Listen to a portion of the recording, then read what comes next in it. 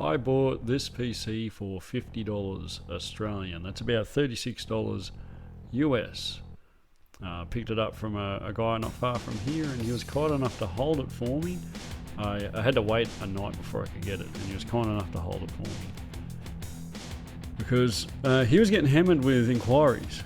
I'm just going to pull it apart here now and just see exactly what I got for my $50. He was getting hammered with inquiries. The only thing you could see in his photo was an antique power supply and the 4 sticks of RAM. And as we can see, it's a 4x4 kit, 1600 megahertz, which is really good. 16 gigabyte of RAM. Really happy with that. But he was kind enough to hold it for me. He even had people offering more than $50, and for him to hold that for me was actually a really rare thing. When I go out looking for deals or interesting things to buy, this sort of stuff gets snapped up very quickly. If you can't get it right away, generally someone will buy it buy it from underneath you. So taking this deep cool cooler off, and you can just see how dusty that is. Like, this whole computer is very dusty, but that's pretty dusty. It's seen some use. So just gonna wipe down the CPU here, as you can see, and I'm gonna take the thermal paste off there with a bit of alcohol, isopropyl alcohol, 99%. And see what CPU we got. I was hoping for a 3770K. We got a 3770S, which is still pretty good. Like, we're talking $50 Australian or 36 US. Like, what can you expect for that? I'm already, just in the RAM and the CPU alone, very happy with what I got from it.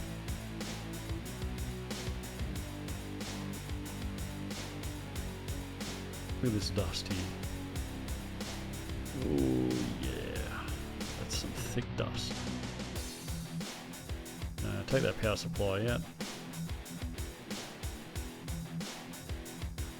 I was really happy to see that it's a 520 watt semi-modular Antec. It is 80, you'll see 80 plus bronze. I'm just going to wipe the dust off that. There we go. 80 plus bronze. Not bad. Semi-modular, really happy with that. I didn't know it was semi-modular looking at the photo in the ad. Really nice surprise. So we're going to undo the motherboard here.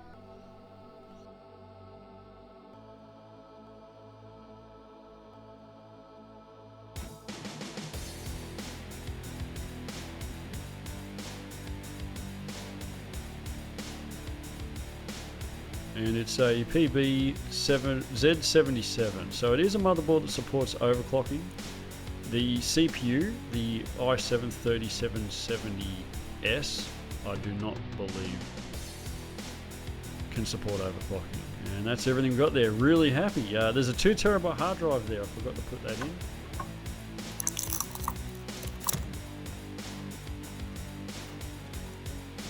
in. And it's like new. Still a bit dusty, but like me. Anyways, I cleaned off the motherboard.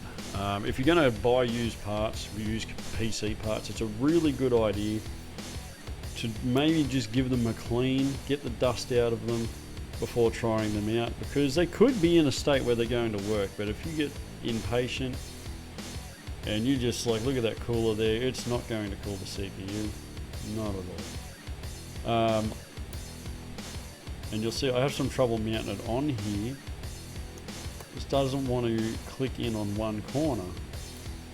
And I pulled it off and I had a look at the little pegs underneath to see if there's any damage there. And I did have a deep cool cooler like this in the past. I had the exact same problem.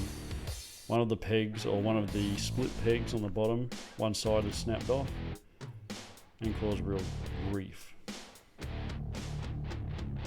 There we go. See, one half of that split peg is missing. It's not going to secure down. Not ideal. I could probably break those plastic things off and reuse the cooler with spacers and a backplate and screws. So it's not entirely useless. So I got here a GTX1650 that I picked up for $25 a couple of weeks back now. I do believe it works. So knowing that it works, I'm going to put it in the board. and try it out. And look at that. Look at that power supply. Dirtiest component in the whole computer. It took me a long time to clean up, and here it is, all nice and clean now. Just gotta pop those screws back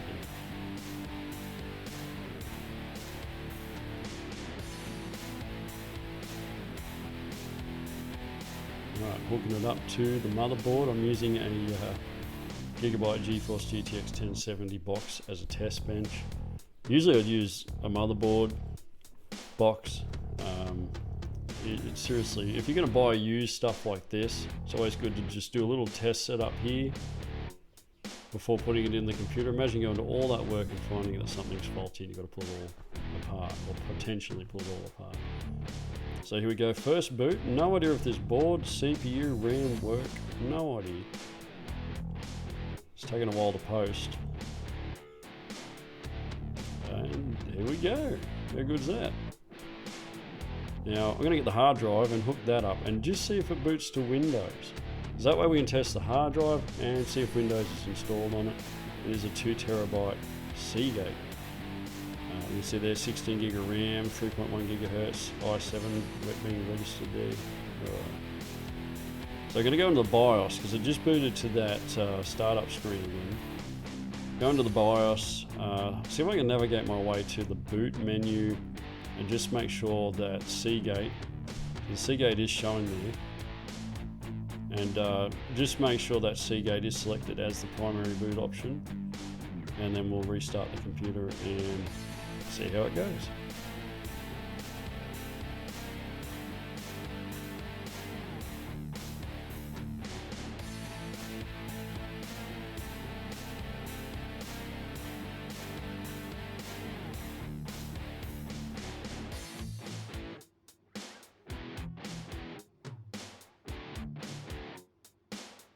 Okay, got the board coming up. It's going to go to Windows,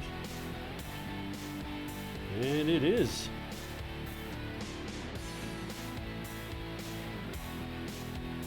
Check out these upcoming videos that I've got planned. I bought 3 mystery Xbox 360 consoles for $100. What did I get? I bought a $50 Wii U with games. Got to see if it works. And a mystery X99 PC for $210 AU. If any of these interest you, hit the subscribe button, hit the bell. I really appreciate your support, and see you next time.